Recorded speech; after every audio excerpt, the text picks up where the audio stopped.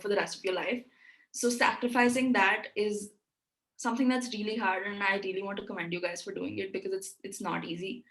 Um, and I coped with it by constantly keeping in touch with my people. And I don't just mean like over text or whatever. I mean, after school was over, we'd get on calls and we'd just sit there and we'd discuss the cute things that happened over the day, or the nice things that happened over the day, and what we enjoyed doing. Or like I had a group of friends, 4 friends at the time, who I was constantly keeping updated, in the sense that school got over and I would go take a nap.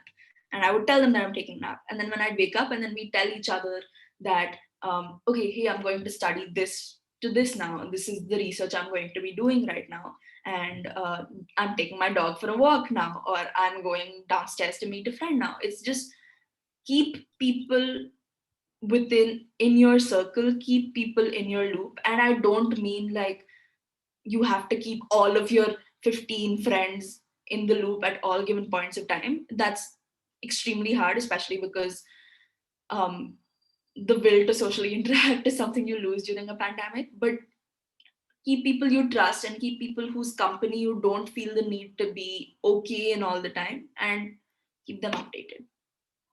And Yeah. I think there was, oh, as for the college application process, I think personally, because I was at home and because I had access to my laptop so much more, and because I had so much more time to spend with just myself. The commute time in the bus wasn't gone. The sitting, even during the online classes when I was sitting by myself, I learned so much about myself that it ended up benefiting me for the college application process. So, as much as I would like to say that pandemic hindered my studies, it also helped me grow as a person and therefore be a better applicant for university. Yeah. So also somebody had asked, like, does the board that you study, like ICSE, CBSE, does it matter? So I would say that I don't think there's a best word for anything that you're doing, but I would tell you that ICSE and CBSE are two curriculums that are designed for people who are used to writing entrance exams for getting into college. So when it comes to the college application process, which the I think the extent of which it's happening right now is very new to India, or at least like very new to high schools in India.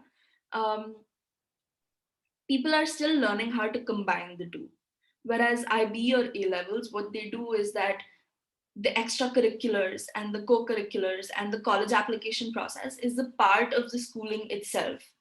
So it becomes far less research intensive work because the school is teaching you all of these things while you are learning in 11th and 12th. Whereas in ISC and CBSE, these are things that you have to venture out and learn to do with the people around you and on your own. I do think they both have their benefits. For example, I know that doing ISC, I had I was balancing my studies at one given point of time and my extracurriculars at one given point of time. I was really switching between the two based on what I needed to do, um, and what I needed to prioritize. And I could always venture out and go and try different things. Whereas in the IB, they have a program called the CAS, which is creativity, activity, and service, I think. So they had to do these things. So people would do extracurriculars to achieve CAS hours, because you have to dedicate a certain amount of your time to CAS and a certain number of activities to CAS. So I think it's a lot of it becomes schoolwork versus things that I'm doing because I'm passionate about. So I think both of them have their pros and cons. Yeah, especially because in IB, suppose somebody's somebody might just be forced to do CAS, like not out of their willingness to do it. There's like, oh, I need to do this for CAS, so I just go volunteer in a college, go volunteer in a school, teach, and then done. Like not really them doing it out of their passion. Yeah. So there's always two sides to everything. Yeah, so I think let's continue to the next slide. And somebody had asked what's the full form of CAS? It's creativity, activity, and service. And it's something that the IB board requires for your extracurriculars. Yeah. Yeah. Okay. So Okay. let's move on. Yeah. So the next few slides are just screenshots of my resume that I've taken in and put into the PPT, because one, I thought that it would be easier for y'all to see the format that a resume is done in. And two, I also thought it would be easier for me to explain this way. But this essentially covers how what my schooling was like, and this is the first part of my resume, which is just the skills that I possess and the awards that I've won. Um, Radhika already told you all this, but the leader and mentor, as broad of a term as it is, was something that I picked up in Vibgyor. It was me coaching my juniors on how to prepare for MUNs or public speaking competitions or debates or creative writing competitions. And then I write. I have been writing since the sixth grade. I did a course on photography in seventh grade, and then I kind of lost touch with it for a bit, but then I carried it forward, starting ninth grade again almost. And I thoroughly enjoy and I'm good at doing research work. And on the side, I did do music. So I did the first grade of Trinity in guitar. I taught myself the ukulele, and I'm an average singer. um, and yeah, I got the third class rank in the International English Olympiad in ninth grade. Yeah. And when you say research work, does it mean like research papers kind of stuff? So, yeah, okay. So, research papers are obviously one aspect of it, in the sense that it is something I'm working towards now, as in pre college. But when I was talking about it then, it was definitely not research papers, because research papers are very work intensive. And I just did not have that kind of time to commit, or even the intellect to realize that I could write a research paper at the age of 16, 17. Um, it was more in the sense that all the internships that I did required me to do research in particular fields and report back to them information. So even if I'm talking like marketing, or how the crowd is reacting to a product that the company that I was interning with was trying to sell, or just like international affairs and maybe the history of things, and how we came about to an event in the first place and what happened to lead up to those events, that kind of thing. Okay, so you mean, so basically, even like regularly research, like, oh, I like to learn more about this, so that's research, but also writing down your findings in a like those that formatted like Yeah, thesis almost. yeah. So at the Hmm. time I did need. So, Yeah, no, no, go ahead. because there are like theses that are like super long and all, or where do you get to know this kind of stuff, like the format? Maybe a 16-year-old has only the capability to write 5 to 10 pages of research. So where would you know that your research is good enough or it's thorough enough? Read and reread and have someone else read it for you, in the sense that um, first of all, I realize now that research is a very, you have to find a very niche topic that you're extremely passionate about, and that you can dig deep enough about, to collate your thoughts and put them together on a piece of paper. um, so I would just say that, like, read a bunch of related research papers or theses before you start writing your research paper, so you understand the flow of thought.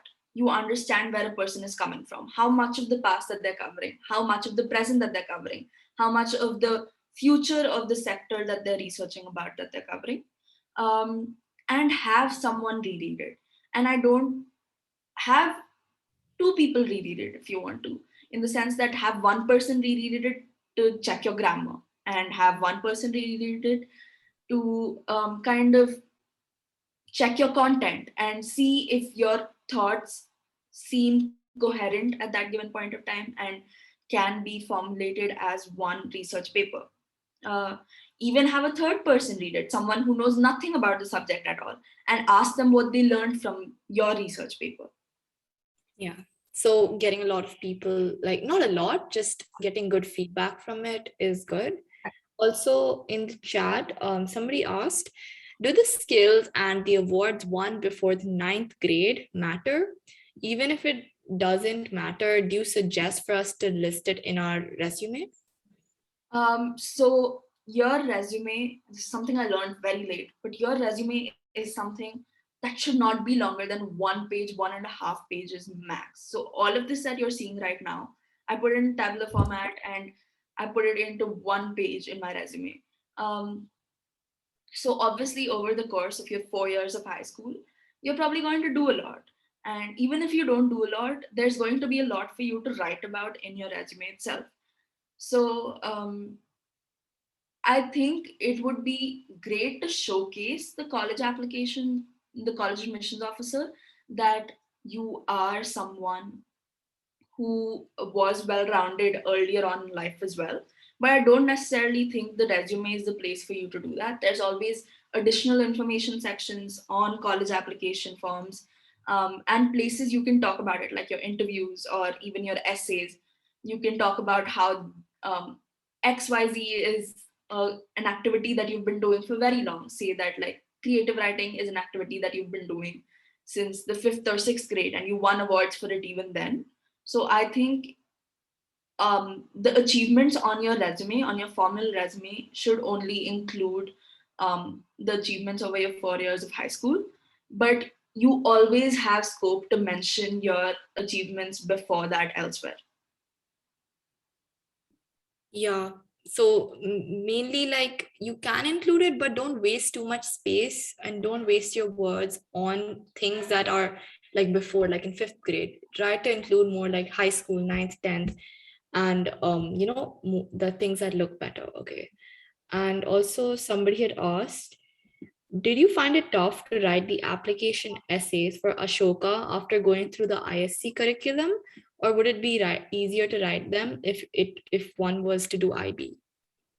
Um, no, I don't think it makes a difference. I think while I see in the English language as a subject prepares you for a particular kind of writing, it does equip you well enough to have your own thoughts and give you the ability to write, which is exactly what you need for the college application process.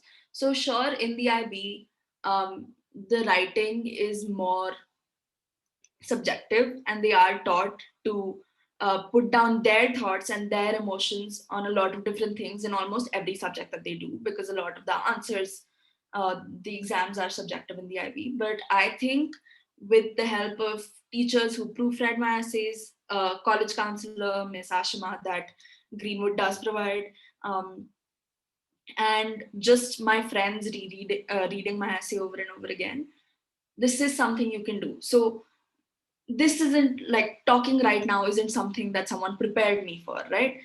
Talking right now isn't something that ISC necessarily as a curriculum taught me, but it is something that you pick up along the way. You pick up on the ability to um, form opinions about everything in front of you, and you pick up the ability to write it down. So I don't think it affects your college essay process, at least. Yeah, I think that the skill of writing essays more from the board, it comes from your practice or your previous experiences. Like maybe if you practice writing a couple of essays just to express your opinions, it helps in developing that skill better rather Yeah, than just a board helping you. I also definitely think that your passion for a particular topic will always shine through.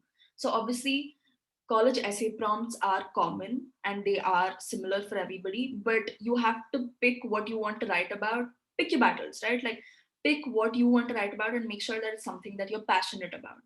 And so, if it is something that you truly are deeply passionate about and are not just writing about to showcase or to put up a facade and show the college admissions officer, you can see the difference. You will be able to see the difference immediately. Definitely. Yes. Um, I think we can move on. to the next slide. Okay, yeah. So this is a screenshot of the extracurriculars part of my resume.